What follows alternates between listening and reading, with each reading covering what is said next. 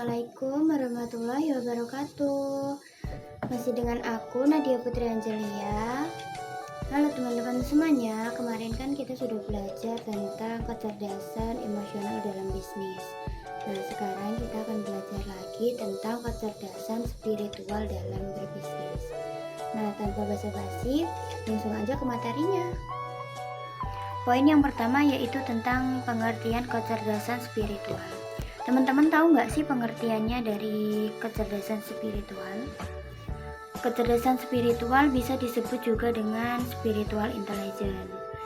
Artinya yaitu adalah kemampuan untuk memahami dan mengintegrasikan nilai-nilai spiritual di dalam kehidupan sehari-hari, termasuk di dalam konteks bisnis.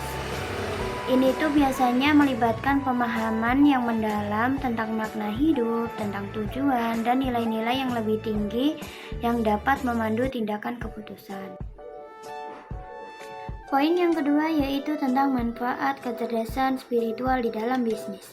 Nah, manfaat yang pertama yaitu meningkatkan kepuasan kerja. Karyawan yang merasa pekerjaannya memiliki makna dan tujuan yang lebih tinggi cenderung lebih puas dan termotivasi. Nah, ketika karyawan melihat bahwa pekerjaan mereka berkontribusi pada sesuatu yang lebih besar dari diri mereka sendiri, mereka itu merasa lebih terhubung dan bersemangat. Ini bisa meningkatkan loyalitas dan mengurangi turnover karyawan. Manfaat yang kedua yaitu mengurangi stres. Pendekatan spiritual dalam bisnis dapat membantu mengurangi stres dan memberikan karyawan alat untuk mengelola tekanan dan tantangan. Praktik seperti meditasi, refleksi diri, dan mindfulness dapat membantu karyawan menemukan ketenangan batin dan keseimbangan emosional yang pada gilirannya meningkatkan kesejahteraan keseluruhan. Yang ketiga yaitu meningkatkan kreativitas dan penyelesaian masalah. Kecerdasan spiritual mendorong pemikiran yang lebih luas dan mendalam. Karyawan yang memiliki kecerdasan spiritual yang tinggi biasanya itu cenderung lebih kreatif karena mereka mampu melihat masalah dari berbagai perspektif dan menemukan solusi inovatif. Mereka juga terbuka terhadap ide-ide baru dan perubahan yang sangat penting di dalam lingkungan bisnis yang dinamis. Manfaat yang keempat yaitu menciptakan lingkungan kerja yang harmonis.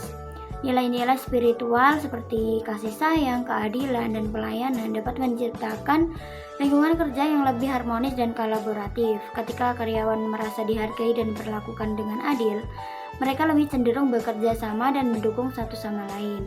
Ini itu dapat meningkatkan produktivitas dan menciptakan budaya kerja yang positif.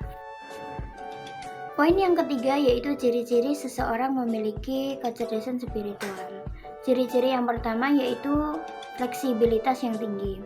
Mereka mampu menyesuaikan diri dengan berbagai situasi dan lingkungan dengan mudah. Ciri yang kedua yaitu kesadaran diri yang tinggi.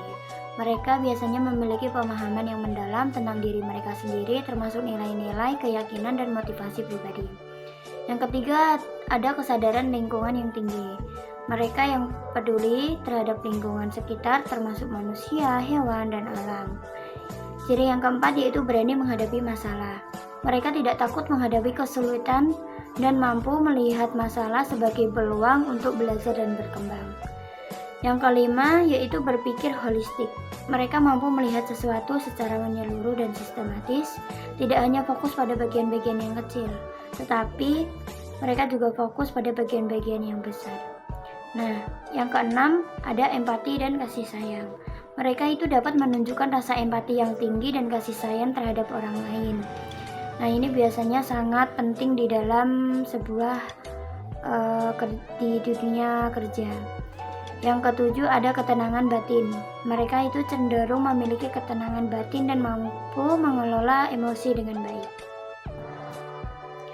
Poin yang keempat yaitu cara mengembangkan kecerdasan spiritual di dalam bisnis. Cara yang pertama yaitu menyadari bahwa nilai-nilai dan prinsip spiritual itu sangat penting bagi bisnis.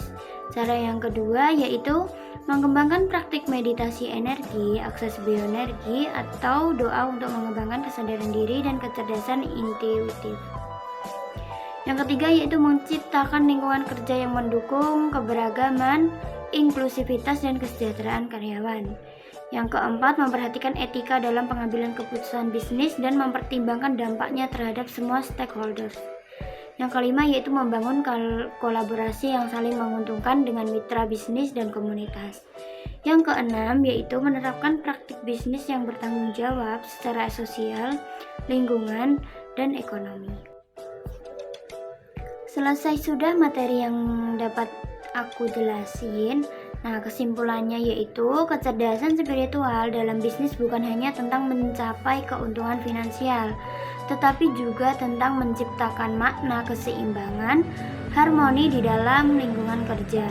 Dengan mengintegrasikan nilai-nilai spiritual, perusahaan dapat mencapai kesuksesan yang berkelanjutan dan memberikan dampak positif bagi karyawan dan masyarakat sekitarnya. Berikut materi yang dapat saya sampaikan, kurang lebihnya mohon maaf jika ada kesalahan dalam menyampaikan materi. Terima kasih. Wassalamualaikum warahmatullahi wabarakatuh. See you next video ya.